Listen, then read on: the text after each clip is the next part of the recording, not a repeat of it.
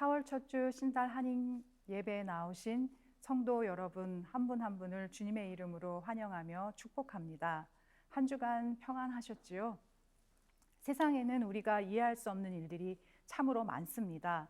코로나 사태도 그런 일들 가운데 하나입니다.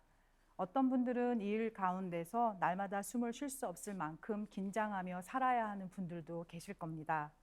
그러나 한 가지 중요하게 우리가 붙잡아야 할 것은 하나님은 우리의 한 생을 미리 아시고 섭리하시고 모든 결과를 다 아신다는 겁니다. 우리를 위하여 모든 것을 미리 예비하고 계시는 분입니다. 그러므로 하나님의 선하시고 온전하신 뜻은 반드시 이루어질 것입니다. 주님은 언제나 어려움보다 더 큰 은혜로 역사하고 계세요. 우리가 이 시간 어려움만 겪었지 아무런 유익을 누리지 못하고 이때가 그냥 지나가 버리면 그것만큼 아쉬운 일은 없을 겁니다. 그러므로 우리와 함께 하시는 주님께 우리에게 어떤 유익을 주시기를 원하시는지 항상 먼저 묻고 주님을 더욱 바라보시는 그 어느 때보다도 주님과 친밀히 더 가깝게 동행하시는 여러분이 되시기를 바랍니다. 우리가 다시 예배당에서 함께 모이는 그날 우리가 놀랍게 변화된 은혜가 있을 줄 믿습니다.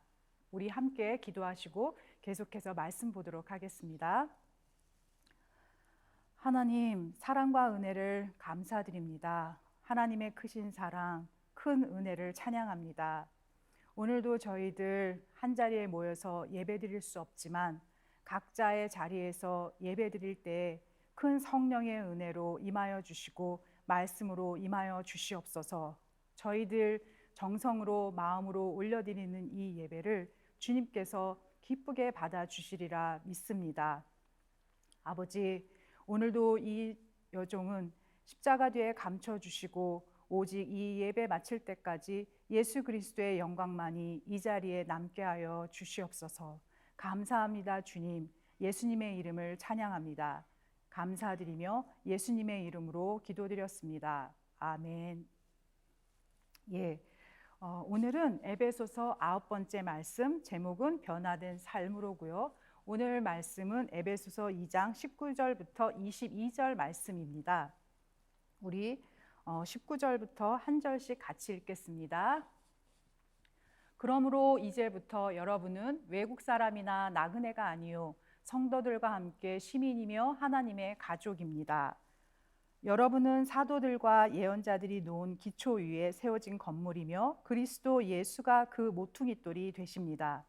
그리스도 안에서 건물 전체가 서로 연결되어서 주님 안에서 자라서 성전이 됩니다. 그리스도 안에서 여러분도 함께 세워져서 하나님이 성령으로 거하실 처소가 됩니다. 아멘. 오늘 저희들에게 주시는 하나님의 말씀입니다. 여러분, 우리가 교회하면 제일 먼저 떠올리는 것은 십자가 형상이 있는 예배당을 떠올리기가 쉬운데요. 교회는 건물이 아니라 사람들입니다. 그래서 교회가 변질되었어 하는 말은 그것은 교회 건물이나 제도가 망가졌다는 것이 아니라 교회된 우리 자신이 부패했다는 말입니다. 그런 점에서 저는 지금이 우리가 아주 특별한 준비를 하는 기간이라는 사실을 깨닫습니다. 에베소서는 교회론에 대한 말씀입니다. 지금 우리가 예배당에서 함께 모이지 못하는 이때에 교회된 우리 크리스찬들은 교회다운 교회이기 위하여 교회된 우리 자신을 어떤 모습으로 가꾸어 가야 하는가를 살펴보는 일은 하나님이 베풀어 주신 은혜 중에 가장 큰 은혜가 아닌가 하는 생각이 듭니다. 오늘 본문 19절을 보면 그러므로 이렇게 말씀이 시작되는데요. 바울은 다시 그러므로로 지난주 우리가 살펴보았던 본문 11절부터 18절 말씀을 19절과 연결해서 시작하고 있어요. 여러분들 지난주 말씀 다 기억하세요? 전에는 하나님으로부터 멀리 있던 이방 세계 사람들이었는데 그리스도가 자신의 육체, 즉 십자가로 하나님과 하나님의 백성에게 가까워지도록 하기 위해서 하신 일을 한 단계 한 단계씩 바울 사도가 설명합니다. 그 은혜가 얼마나 큰 은혜인지 너희는 기억하라, 명심하라고 2번씩이나 반복해서 말해주고 있어요. 에베소 교회는요, 구원받은 유대인 크리스찬 그리고 이방인 크리스찬으로 구성된 교회였는데 서로의 적대감과 미움, 증오로 서로를 원수처럼 여겼던 사이예요. 그런데 이제 그리스도께서 그 둘 사이를 갈랐던 율법을 폐하시고 그리고 두 그룹 사이에 끝도 없을 것 같았던 그 존재, 그 적대감, 증오심을 없이 하시고 그리고 그 둘을 모두 하나님과 화목시키셨어요. 그리고 이제는 그 둘이 둘이 아닌 하나의 새로운 공동체를 만드셔서 그들에게 피스메이커의 사명을 주시고 평안을 전하는 일을 그들에게 맡기신 겁니다. 그래서 이 말씀들을 중심으로 지난주에 우리가 오늘 우리 교회와 우리 개개인에게 적용해야 할 주님의 메시지는 무엇인가 우리가 살펴보았습니다. 오늘 본문 19절의 시작 그러므로는 접속사 의미 그대로 그리스도가 평화를 이루신 것과 그리고 그것을 전하는 것의 결과는 무엇인가 그것을 오늘 본문 19절부터 밝혀주는 거예요. 이제 너희들은 외인도 아니요 나그네도 아니라는 거예요. 너희들은 타국에 사는 외국인들, 법적 권리가 없는 방문객이 하나님에게는 아니라는 거죠. 너희의 주인은 완전히 바뀌었고 이제 너희는 하늘의 거주지를 가지고 있다라는 겁니다. 그리스도 안에서 변화된 영적인 포지션과 그리고 새로운 특권들이 얼마나 풍성한지 나타내기 위해서 바울은 우리에게 익숙한 세 가지 교회 공동체의 모델인 하나님의 나라, 하나님의 가족, 그리고 하나님의 성전으로 묘사를 합니다.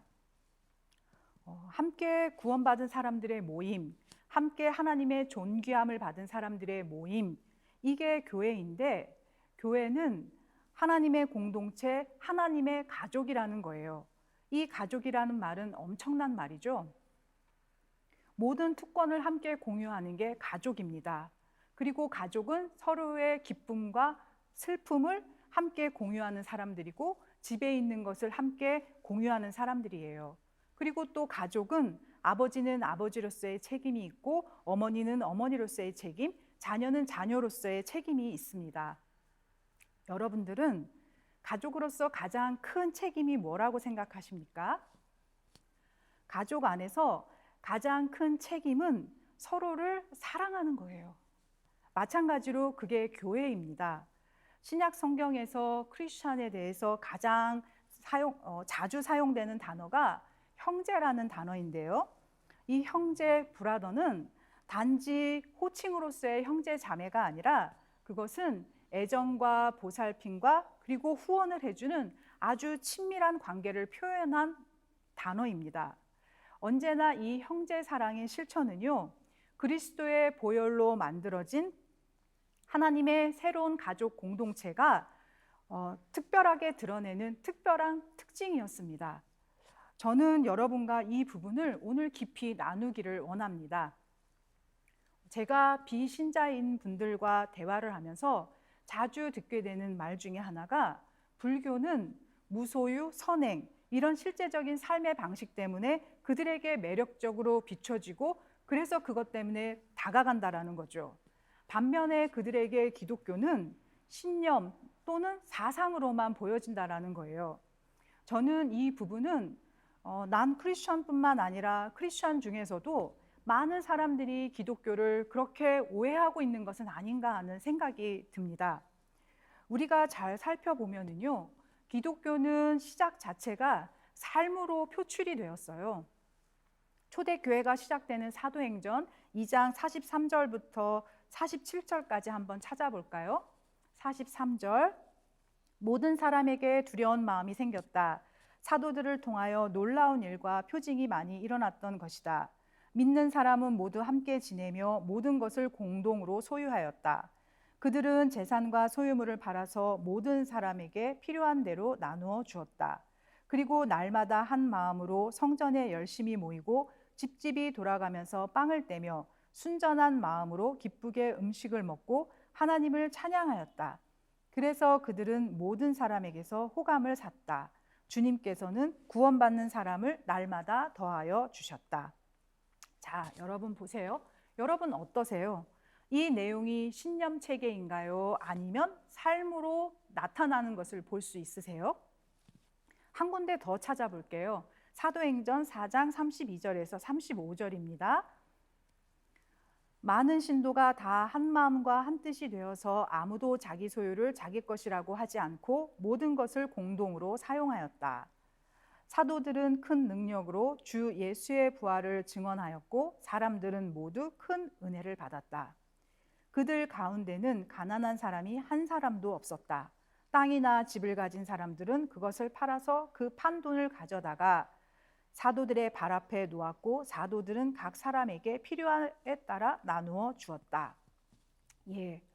33절을 보니까 사도들은 큰 능력으로 주 예수의 부활을 증언하였고 라고 나오는데, 초대교회 성도들도 지금 현대교회처럼 그리스도를 증거하는 일을 입으로 체계적으로 했던 것 같아요. 그런데 사도행전 2장과 4장에서 우리가 먼저 느끼는 것은 그들은 입으로만 하는 게 아니라 삶으로 복음을 증거했더라는 겁니다. 초대교회에 구원받는 사람의 수가 날마다 늘어가는 일이 어떻게 가능했는가 보니까 우리처럼 그들은 입으로만 복음을 전한 게 아니라 거기에는 크리스천의 삶이 복음으로 능력으로 있었다라는 거예요. 이 예수 믿는 사람들이 어떤 새로운 사상이나 철학으로 뭉쳐진 그런 새로운 종교 집단이 아니라 새로운 삶의 방식으로 서로 사랑하면서 함께 삶을 나누는 공동체로 너무나 그 타인들에게 신선하게 다가오니까 그것이 복음을 전하는 능력이 된 거예요.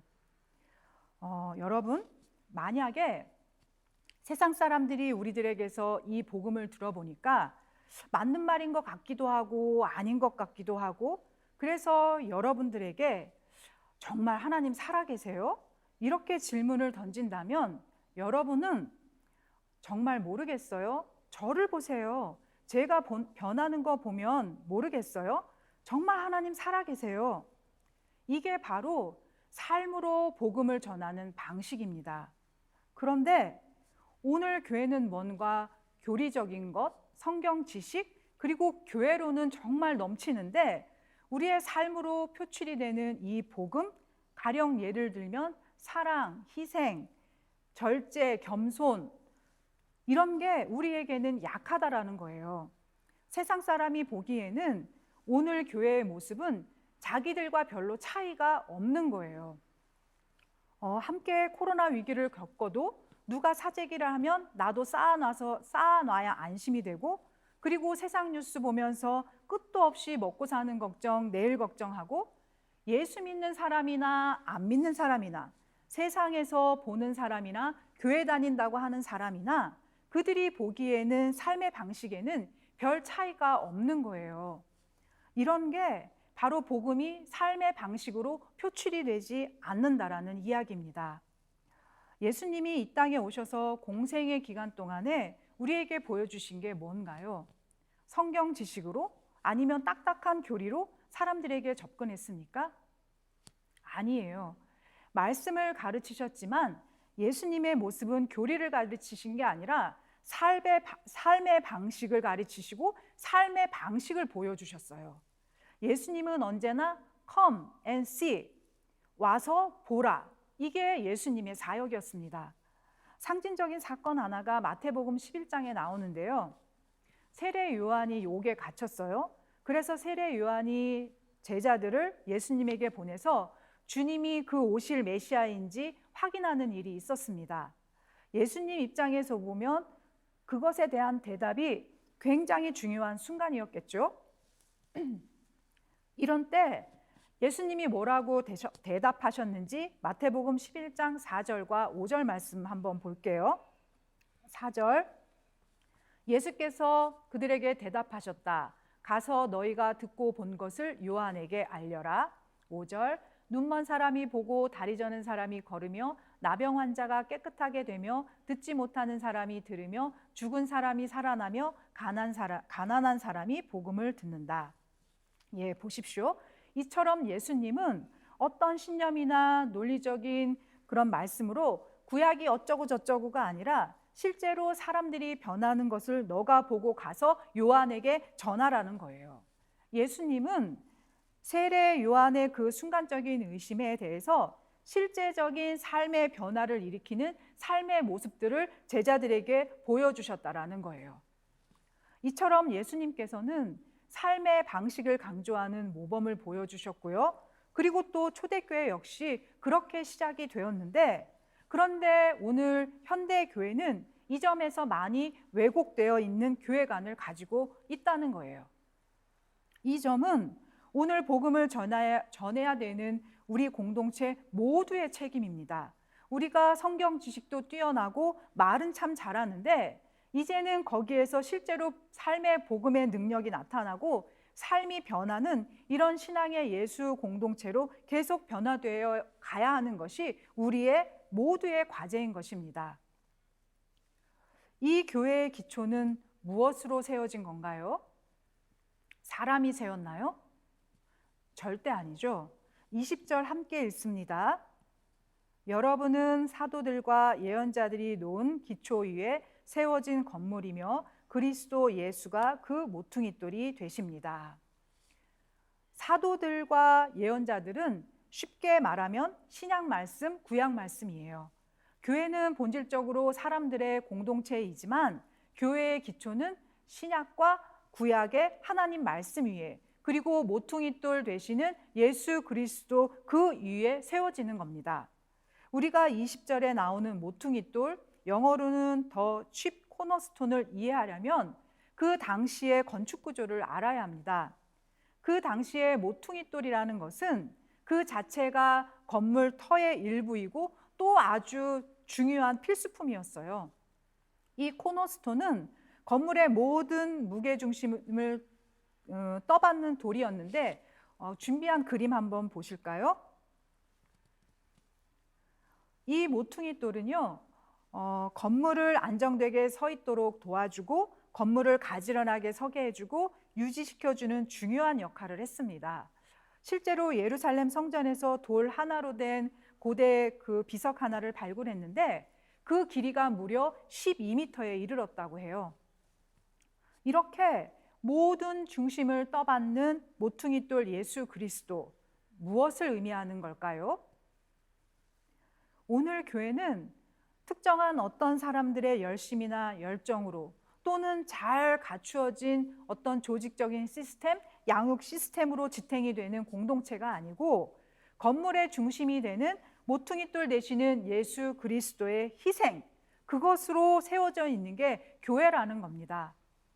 사실 우리가 교회는 서로 사랑하고 서로가 가깝게 해야 하는 형제 자매예요 라고 이렇게 주장하지만 미운 사람을 사랑하고 나와 많이 다른 그 사람을 사랑하는 일, 그리고 그 사람과 마음이 하나가 되는 일은 결코 쉬운 일은 아니에요. 인간적으로는 사실 절대 안 되죠. 나이, 성별, 외모, 학력, 직업, 출신지, 기질 이런 게 다 차이가 나는 게 교회인데, 그런데 어떻게 우리가 형제 자매로 하나가 될 수 있겠습니까? 그런데 그 일은요, 오직 우리에게 예수 그리스도라는 공통 분모가 있기 때문에 가능하다라는 거예요. 그렇게 하나가 된다라는 거예요. 그렇게 서로 사랑할 수 있게 된다라는 겁니다. 에베소서 2장 13절을 보면 여러분이 전에는 하나님에게서 멀리 떨어져 있었는데 이제는 그리스도 예수 안에서 그분의 피로 하나님께 가까워졌습니다. 우리가 서로 사랑하고 우리가 하나가 된다라는 것은 우리가 날 때부터 가지고 태어난 어떤 특별한 성품이나 매너나 실력으로 되는 게 아니라 그리스도의 피로, 예수님의 십자가로 가까워질 수 있게 된다라는 거예요. 당시에 에베소 교회가 이방인 성도와 유대인 성도가 함께 모여서 한 공동체를 이루는 것처럼 오늘 우리 교회는 너무나 다른 사람들이 모여있는 공동체예요. 이 다른 점을 하나가 되게 하는 것은 어떤 이념도 아니고 정치도 아니고 경제도 아니고 오직 예수 그리스도라는 공통 분모에 의해서 모든 것이 나와는 다른 그들과 함께 형제 자매로 하나가 되어간다는 점입니다.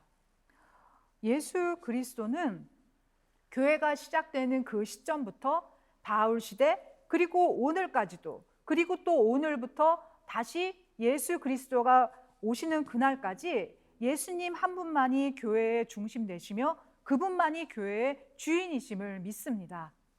그래서 누구라도 교회에서 모퉁이돌이 되려고 해서는 절대 안 되고요. 그리고 모퉁이돌 행세를 해서는 더더욱 안 됩니다. 우리가 교회에서 발견해야 되는 것은요, 살아계신 교회의 모퉁이돌 되시는, 교회의 중심 되시는 예수 그리스도 한 분이기를 바랍니다. 계속해서 21절 함께 읽습니다. 그리스도 안에서 건물 전체가 서로 연결되어서 주님 안에서 자라서 성전이 됩니다. 네, 이렇게 성도 간의 교제는 반드시 그리스도 안에서, 주님 안에서 이루어져야 합니다. 성도는 교회를 이루는 돌들과 같은데 돌과 돌들은 같이 안 붙죠. 가운데 시멘트가 있어야 붙을 수 있어요. 예수님은 돌 같은 우리를 연결시켜주는 접착제 역할이에요. 모든 교회의 모임이 예수님 없이 만나면 시험 들게 되어 있습니다. 우리는 죄의 본체를 가지고 있는 존재들이기 때문에 서로에게 상처를 줄 수밖에 없어요. 우리가 말씀과 기도를 중심으로 모이지 않으면 우리는 다 실수하게 되어 있고요. 그리고 우리가 의미 없는 말만 던지게 됩니다. 그러므로 여러분은 만나시면 항상 예수님 이야기 하셔야 되고요. 여러분은 항상 예수님의 말씀 가운데 모여야 합니다. 그리고 기도로 모이고 기도한 사람들과 말씀을 같이 쉐어하는 대화는요, 그 그룹의 대화가 정말 달라요. 우리 교회의 모든 크고 작은 모임, 그리고 앞으로 생겨날 작은 모임이든 큰 모임이든 예수님을 중심으로 이어지게 되기를 소원합니다. 나이가 다르고 직업이 다르고 생각이 다르고 그리고 그 특질이 다른 사람들도 이 십자가를 함께 통과하면 그때부터 서로 사랑할 수 있는 거예요. 그래서 우리가 오늘 분명하게 기억해야 할 일이 한 가지가 있어요. 유럽에서 사회가 계급으로 분열되기 전에 먼저 교회에서 계급으로 분열이 있었어요. 그러니까 사회가 갈라지는 겁니다. 교회가 다시 하나가 되면은요, 사회도 화목하게 되는 거예요. 우리가 예수 안에서 하나가 될 때 그것이야말로 세상을 변화시키는 메시지가 되는 겁니다. 믿으시기 바랍니다. 이 교회의 목적, 그것이 무엇입니까? 22절입니다. 함께 읽습니다. 그리스도 안에서 여러분도 함께 세워져서 하나님이 성령으로 거하실 처소가 됩니다. 여러분도 함께 세워져서, 여기에서 영어로 You two are being built together. 여기에서 첫 번째 의미는 현재 진행형이에요. 신앙생활하는 중에 잘 안 맞는 사람이 있을 수 있어요. 그런데 그 사람도 나 보면서 똑같은 생각을 해요. 아, 정말 나하고는 정말 안 맞네. 그러니까 우리는요, 지금 서로 완성된 게 아니라 완성되어져서 완성을 바라보고 지어져 가는 중이라고 보시면 됩니다.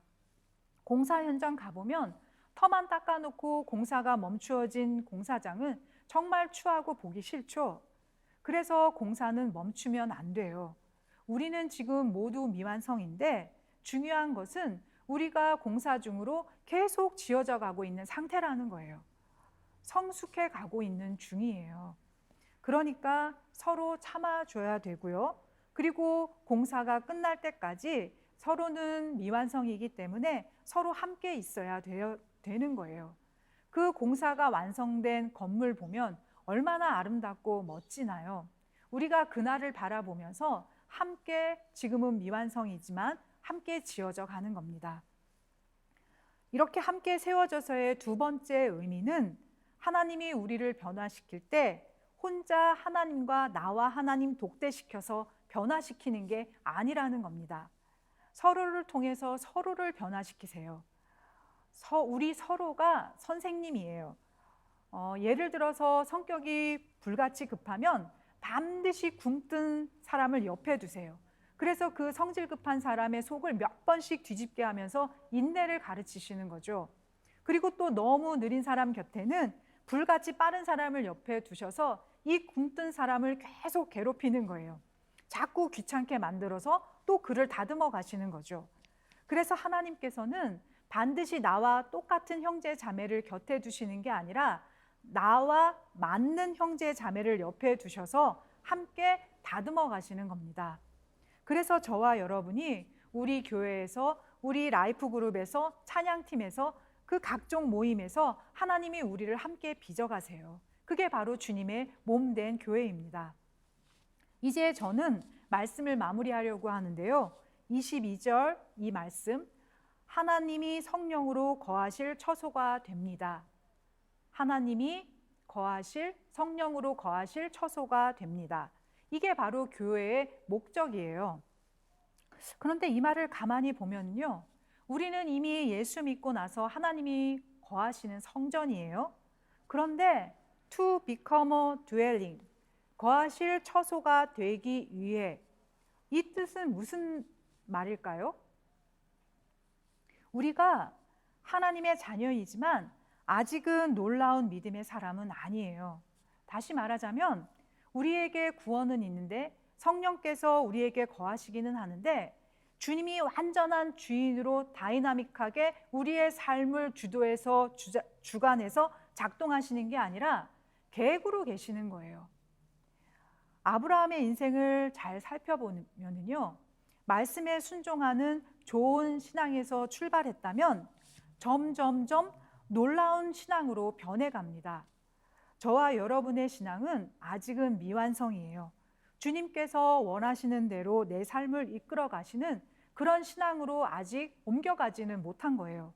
그래서 이제는 우리가 머물러 있는 신앙을 깨고 거룩함으로, 그리고 위대한 신앙으로, 그리고 이제는 놀라운 신앙으로 계속 더 높은 차원으로 성장해 가야 하는 겁니다.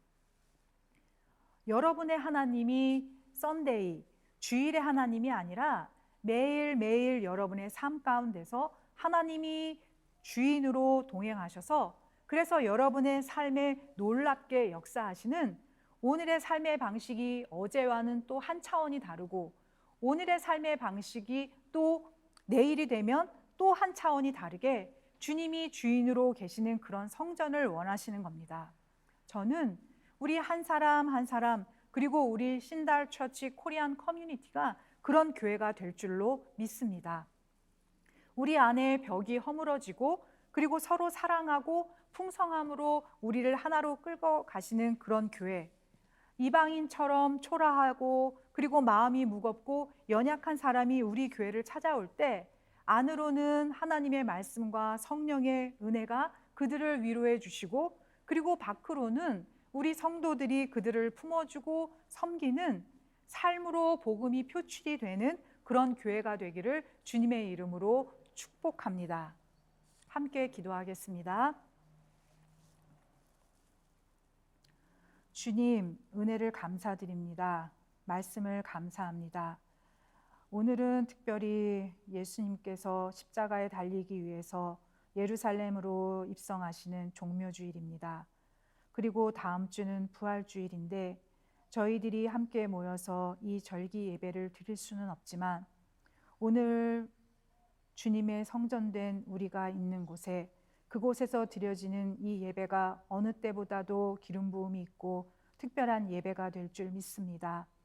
예배에 놀라운 성령의 역사가 있을 줄 믿습니다. 하루속히 우리들이 다 같이 모여서 함께 예배드리는 날이 어서 오게 하여 주시옵소서. 아버지 하나님, 그러나 그때까지는 우리와 함께 가깝게 동행하시는 그 주님과 더욱 친밀한 동행을 할 수 있도록 도와주시고, 오늘이나 내일이나 그리고 영원토록 동일하신 그 하나님과 함께 가깝게 동행하는 그런 훈련을 받는 시간이 되게 하여 주시옵소서. 하나님 아버지, 하루속히 이 코로나가 스탑되게 하여 주시고 코로나 치료제가 개발되게 하여 주시고, 그리고 아울러 코로나로 인해서 고통받고 있는 감염자를 고쳐주시옵소서. 고통받고 신음하는 땅을 고쳐주시옵소서. 아버지 하나님, 이때 저희들 돌아보기를 원합니다. 우리가 알게 모르게 지었던 죄들로 인하여 만들어진 여러 가지 문제들, 그리고 우리의 이기적인 탐심과 욕심으로 만들어진 그러한 많은 죄악들, 그리고 무심코 소홀히 여겼던 환경의 문제들 앞에 아버지 저희들 회개하는 마음을 갖습니다. 하루속히 이 열방이 하나님께 회개하고 이 열방이 하나님께 돌아오는 놀라운 역사가 있게 하여 주시옵소서. 아버지, 오늘도 저희들 감사함으로 하나님 앞에 진심으로 헌금을 올려드립니다. 성도들 축복하여 주시고 성도들 가정과 자녀들에게 복과 은혜를 허락하여 주시옵소서. 경제적으로 어려운 이때에 살림이 어려운 자들은 더 말할 수 없는 고통을 겪게 되는 이 현실 가운데 우리 교회는 마음이 하나로 어느 곳을 도와야 되는지 성령님 인도하여 주시고 보여주시옵소서. 그리고 도울 수 있도록 하나님 은혜를 베풀어 주시옵소서. 성도들 직장에 은혜와 복을 허락하여 주시고 성도들이 일터에 은혜와 복을 허락하여 주시옵소서. 성도들이 손으로 하는 일에 복을 더하여 주시옵소서. 자녀들의 학업에 복을 더하여 주시옵소서. 자녀들의 믿음이 더욱 강건하게 세워지게 하여 주시옵소서. 온 성도들 코로나로부터 지켜주시고 코로나의 어려움으로부터 건져주시고 보호하여 주시옵소서. 강건함을 덧입혀 주시고 은혜의 복을 허락하여 주실 줄 믿습니다. 아버지, 오늘도 우리 각 처소에서 드려지는 성찬 의식 그 어느 때보다도 기름 부음이 있게 하여 주시고 성찬의 큰 역사가 있게 하여 주시옵소서. 감사합니다, 주님. 오늘도 저희들 전심으로 예배드리고 그리고 한 주간을 향하여 출발합니다. 이 모든 은혜를 허락하여 주신 주님 고맙습니다. 감사드리며 우리 구주 예수 그리스도의 이름으로 기도드렸습니다. 아멘. 예. 돌아오는 한 주간은 고난 주간이고 그리고 이제 다음 주 주일은 부활 주일입니다. 이 고난 주간은 주님께서 우리의 죄, 세상 죄를 대신 짊어지시고 십자가를 지신 그 고난의 주간입니다. 그 십자가 고난에 동참하는 저와 여러분 신달교회가 되기를 바랍니다. 십자가의 고난, 그 죽음 없이 부활의 영광은 없습니다. 우리 모두 이 한 주간에 십자가의 고난에 동참하는 저와 여러분이 되기를 진심으로 축원합니다. 오늘도 하나님 앞에 전심으로 예배드리시고 또 한 주간을 향하여 출발하시는 하나님이 사랑하시는 신달교우 여러분 머리 위에 우리 주 예수 그리스도의 크신 은혜와 하나님의 넓고 넓은 사랑 그리고 성령님의 따뜻하시고 세밀하신 교통이 오늘도 그리고 영원토록 함께 하시기를 진심으로 축원합니다.